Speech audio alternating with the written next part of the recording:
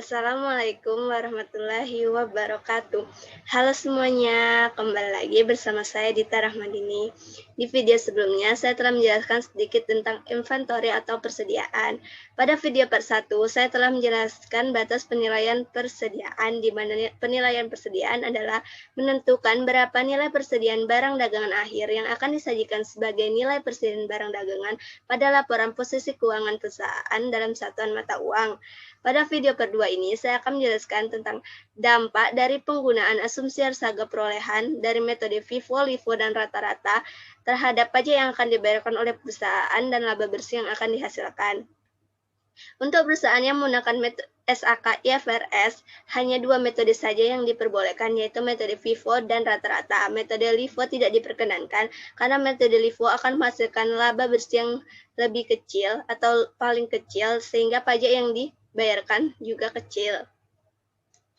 Menurut survei, perusahaan yang menggunakan SAK IFRS didapatkan 60% perusahaan menggunakan metode rata-rata, 40% perusahaan menggunakan metode FIFO, dan 23% perusahaan menggunakan keduanya untuk persediaan yang berbeda.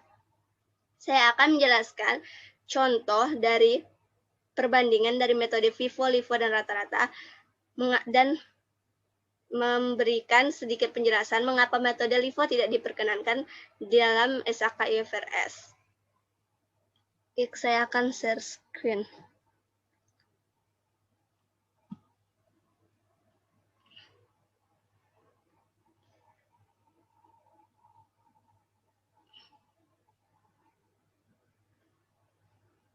Baiklah, di sini di layar telah terdapat laporan laba rugi yang dari metode LIFO, FIFO, dan rata-rata tertimbang. Di sini terlihat bahwa penjualan pada metode LIFO yaitu 6.770, metode FIFO 7.660, dan metode rata-rata tertimbang yaitu 6.770. Dan persediaan awalnya sama semua, FIFO, LIFO, dan rata-rata tertimbang yaitu 800, 900, dan 800. Pembelian bersihnya juga sama yaitu 2.760, pada LIFO, FIFO, rata-rata tertimbang semuanya sama. Terus harga pokok barang yang dapat dijual itu juga sama yaitu 3.590. Persediaan akhir. Nah, pada persediaan akhir inilah yang berbeda. Pada persediaan akhir atau ending inventory ini, pada metode LIFO 720, metode FIFO 900, dan rata-rata tertimbang 808.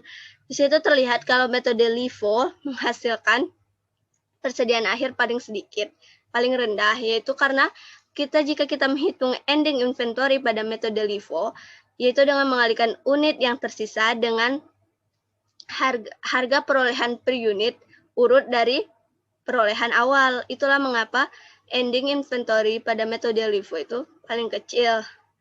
Dan pada metode FIFO untuk menghitungnya, kita mengalihkan unit yang tersisa dengan harga perolehan per unit urut dari perolehan akhir. Itulah mengapa metode FIFO menghasilkan ending inventory paling besar.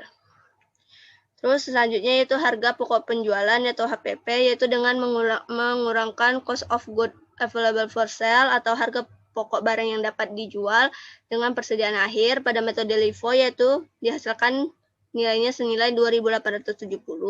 Nah, pada metode FIFO dihasilkan senilai 2.690 dan rata-rata tertimbang dihasilkan 2.782.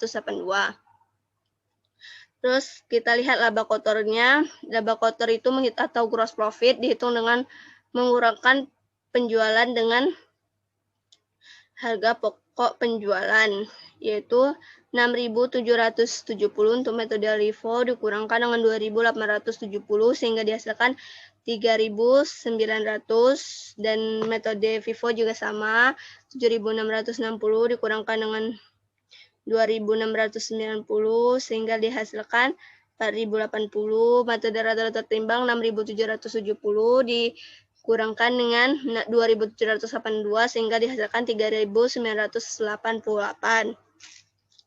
Terus itu sudah didapatkan laba kotornya, sehingga terus ada beban usaha atau beban operasi senilai 1.900, semuanya sama. itu dikurangkan 3.900 dikurangkan sama 1.900 sehingga hasilnya 2.000 laba bersih untuk metode LIFO. Terus beban usahanya 1.900 lagi dikurangkan pada metode FIFO 4.080 dikurangkan 1.900 sehingga hasilnya 2.180 dan metode rata-rata tertimbang hasilnya 2.088. Nah, di situ terlihat bahwa laba bersih pada metode LIFO itu menghasilkan laba bersih paling kecil. Sehingga jika kita menghasilkan laba bersih, jika suatu metode menghasilkan laba bersih paling kecil, maka pajak yang dibayarkan juga lebih kecil. Mengapa pada metode LIFO ini laba bersihnya menghasilkan laba bersih paling kecil? Yaitu karena ending inventory-nya itu paling besar. Mengapa ending inventory-nya itu lebih besar? Yaitu karena persediaan, yaitu karena HPP-nya itu, harga pokok penjualannya itu paling besar. Baiklah.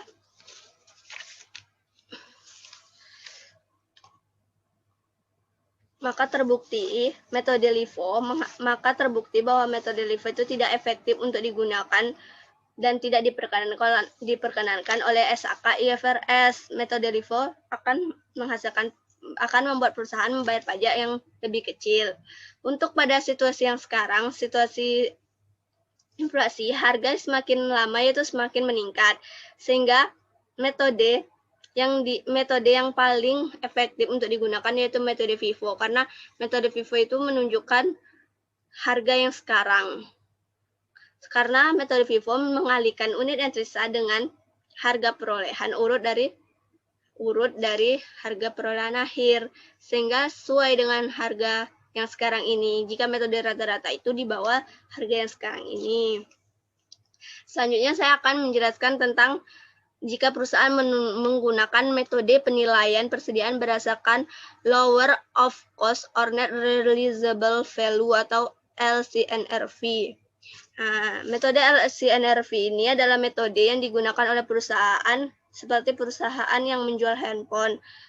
Perusahaan yang menjual handphone itu maksudnya jika suatu perusahaan itu mengeluarkan suatu produk handphone dengan seri A dijual dengan harga 2 juta. Nah, pada tahun berikutnya perusahaan tersebut mengeluarkan lagi handphone dengan seri B tetapi tetap merek yang sama dengan seri A kemarin, dan pada seri B ini terdapat banyak lebih keunggulan daripada seri A, sehingga perusahaan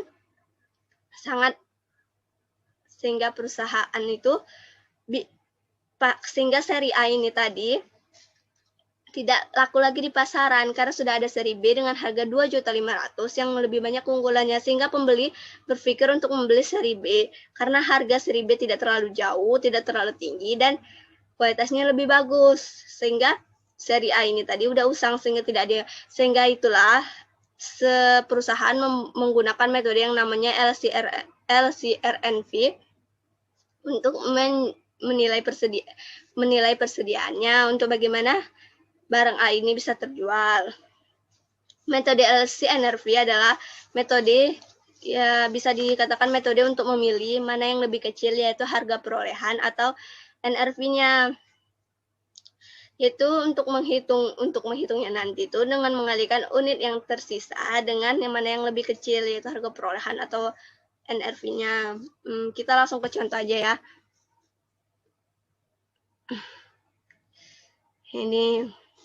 Ini contohnya yaitu bukan bukan kayak handphone tadi, ini makanan. Yang pertama yaitu spinach. Spinach itu harga perolehannya yaitu 80.000 dan NRV-nya yaitu 120.000. Jadi yang final inventory value yang kita pilih itu yaitu senilai 80.000 karena kita akan memilih yang lebih kecil ya, menentukan yang lebih kecil harga perolehan atau NRV-nya. Ya, untuk menentukan NRV itu dengan cara mengurangkan harga pada kondisi normal dengan berapa biaya yang dikeluarkan untuk menjadikan barang itu terjual. Biaya yang dikeluarkan untuk menjadikan barang itu terjual itu contohnya kayak kita seandainya pada harga normal harganya 1.800.000 ya.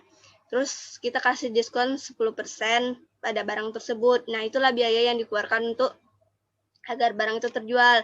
Nah, jadi 1.800.000 dari 10% itu 180.000, sehingga NRV-nya yaitu 1.800.000 dikurangi dengan 180.000, maka itulah NRV-nya. Itu cara untuk menghitung NRV. Terus yang kedua yaitu carrots. Carrots itu harga perolehannya 100.000 dan NRV-nya 110.000, sehingga yang kita pilih yaitu harga perolehannya ya 100.000. Terus yang kedua yaitu cut beans. Cut bean itu harga perolehannya 50.000 dan NRV-nya 40.000, sehingga yang kita pilih yaitu 40.000. Dan peas yaitu harga perolehannya 90.000 dan NRV-nya 72.000, sehingga yang kita pilih 72.000. Terus yang terakhir yaitu mixed vegetable, yaitu harga perolehannya 95.000 dan NRV-nya 92.000, sehingga yang kita pilih yaitu 92.000. Kita jumlahin, final inventory value-nya yaitu 384.000. Nah, untuk menentukan LCNRV-nya itu ya dengan unit yang tersisa itu kita kalikan dengan yang sudah kita pilih tadi ini. Maka itulah finalnya nanti. Terus standar mengatur jika kita menggunakan metode FIFO, LIFO, rata-rata atau apapun itu, kita harus konsisten untuk menggunakan metode itu. Kita tidak boleh berubah-ubah. Boleh sih kita mengubah, seandainya di tahun 2019 kita menggunakan metode FIFO dan ternyata pada metode 2020 kita ingin mengubah metode penilaian persediaan pada perusahaan kita rubah dengan metode rata-rata.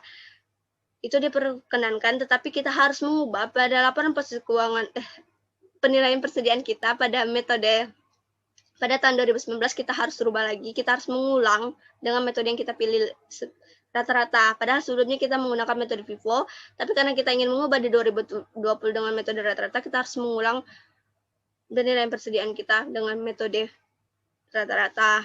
Itu sebenarnya ribet sih. Lebih baik kita konsisten dari awal kita mau menggunakan metode yang apa, metode FIFO atau metode rata-rata, karena metode LIFO tidak diperkenankan lagi ya guys. Oke, terus saya akan juga sedikit menjelaskan tentang kesalahan dalam menentukan nilai persediaan. Kesalahan dalam menentukan nilai persediaan itu terdapat pada kadang tuh karena salah hitung atau salah mengkalikan atau kesalahan pada FOB-nya. Biasanya kan ada FOB destination point atau FOB lainnya. Itu biasanya berpengaruh pada, kalau pada laporan laba rugi itu berpengaruh pada pada HPP.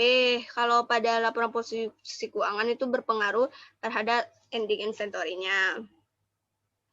Sebenarnya kalau suatu perusahaan itu mengalami kesalahan dalam penilaian persediaan itu berpengaruh hanya dalam 2 tahun ya. Seandainya pada tahun 2019 kita salah hitung. Nah, pada tahun 2020 itu tuh 2020 tuh pemulihannya untuk yang tahun 2019, sehingga pada tahun 2021 tuh udah nggak ada efek lagi dari kesalahan itu. Baiklah semuanya, itulah penjelasan dari saya tentang persediaan. Tunggu lagi video dari saya selanjutnya. Saya akan menjelaskan lagi sedikit lagi tentang persediaan pada video part 3. Sekian dari saya. Wassalamualaikum warahmatullahi wabarakatuh.